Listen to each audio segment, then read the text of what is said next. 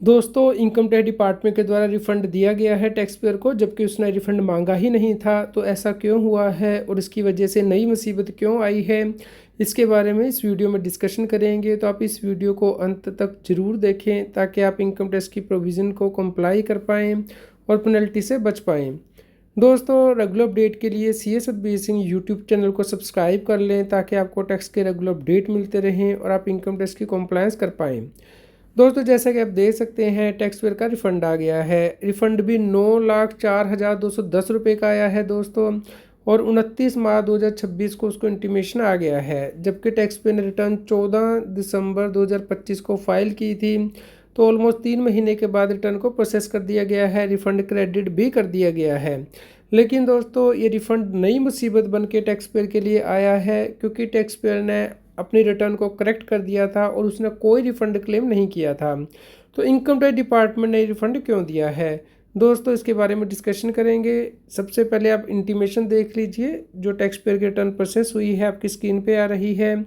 उसने पहले जो रिटर्न फाइल की थी उसमें 30,410 की ही इनकम दिखाई थी। तो उसका जो TDS कटा था 8,86,481 रुपये। तो उसने पूरे का पूरा रिफ़ंड क्लेम कर लिया था दोस्तों, क्योंकि उसकी टैक्स लायबिलिटी ही नहीं बन रही थी। तो अगर आपका टैक्स ही नहीं है तो जो भी TDS कटा है वो आप रिफ़ंड ले सकते हैं। तो टैक्स पेयर ने वही किया था। अब ये रिफ़ंड दिया गया 9,04,210 रुपया। ऐसा क्यों?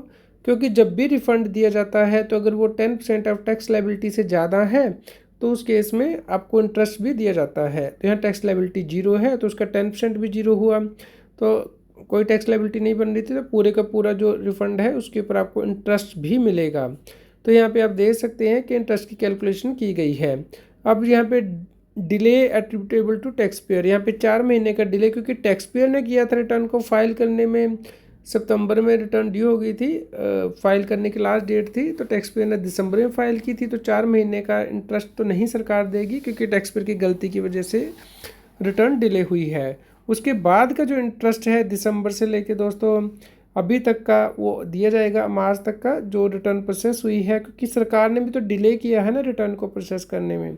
तो इसीलिए सरकार ने 17,728 का इंटरेस्ट दिया है और 9,04,208 का रिफंड बना था, जिससे कि राउंडिंग ऑफ करके 9,04,210 कर दिया गया है।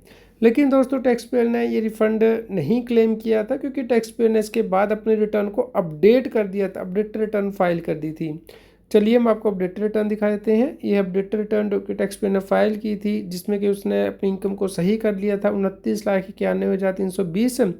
और उसने दोस्तों इसके ऊपर जो एडिशनल टैक्स बनता था वो पे कर दिया था, रिफंड नहीं क्लेम किया था। जो उसका TDS था वो एडजस्ट करके जो एडिशनल टैक्स बनता था अपडेटेड रिटर्न के अकॉर्डिंग 25% आपको एक्स्ट्रा पे करना होता है।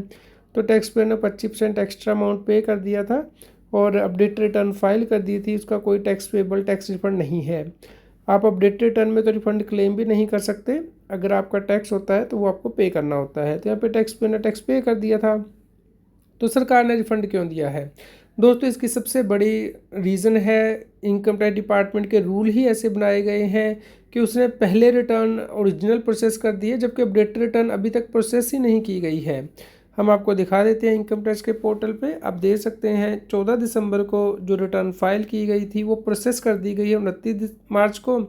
और जो अपडेटेड रिटर्न फाइल की थी वो अभी तक प्रोसेस ही नहीं की है। 13 मार्च को टैक्स पेयर ने अपने रिटर्न को अपडेट कर दिया था, क्योंकि उसको कोई रिफ़ंड नहीं चाहिए था। ये रिफ़ंड गलती से ले लिया था। ऑनलाइन गेम का जो है रिफ़ंड था। जब टैक्स पेयर को पता चला कि ऑनलाइन गेम पे तो 30% टैक्स पे करना होता है विनिंग पे, तो उसने अपनी रिटर्न को करेक्ट कर दिया और जो टैक्स था वो उसने पे कर दिया। तो इस प्रकार सरकार ने पहले रिटर्न ओरिजिनल प्रोसेस कर दी है, जबकि अपडेटेड रिटर्न अभी तक प्रोसेस नहीं की गई है।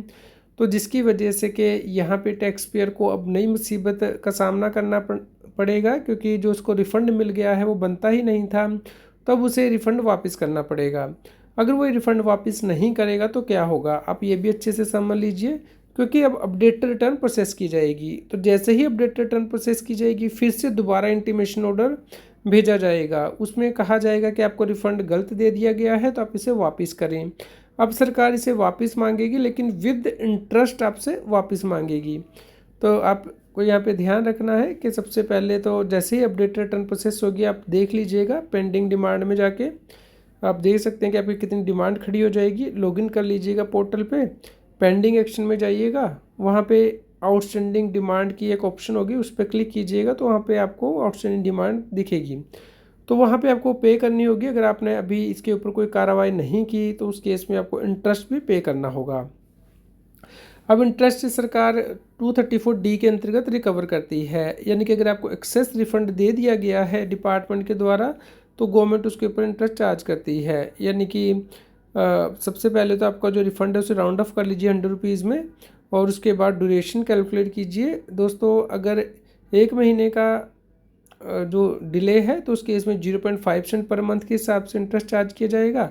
अगर 1 महीना 1 दिन का डिले है तो 2 महीने माने जाएंगे, क्योंकि पार्ट ऑफ द मंथ को भी सरकार फुल मंथ मानती है। तो इस प्रकार अगर आपने मान लीजिए 1 महीना 1 दिन का डिले किया है तो 2 महीने का इंटरेस्ट चार्ज किया जाएगा। तो इंटरेस्ट कैलकुलेट करने का फॉर्मूला आप देख सकते हैं। इंटरेस्ट जो कैलकुलेट किया जाएगा वो आपको जितना एक्सेस रिफंड दे दिया गया है उसको नंबर ऑफ मंथ्स जितना आप डिले करेंगे पे करने में वापस सरकार को, उससे मल्टीप्लाई किया जाएगा और 0.5% के हिसाब से पर मंथ के अकॉर्डिंग इंटरेस्ट जो है कैलकुलेट किया जाएगा। तो अब हम अपनी कैलकुलेशन समझ लेते हैं कि इस केस में टैक्स पेयर को कितना नुकसान होगा।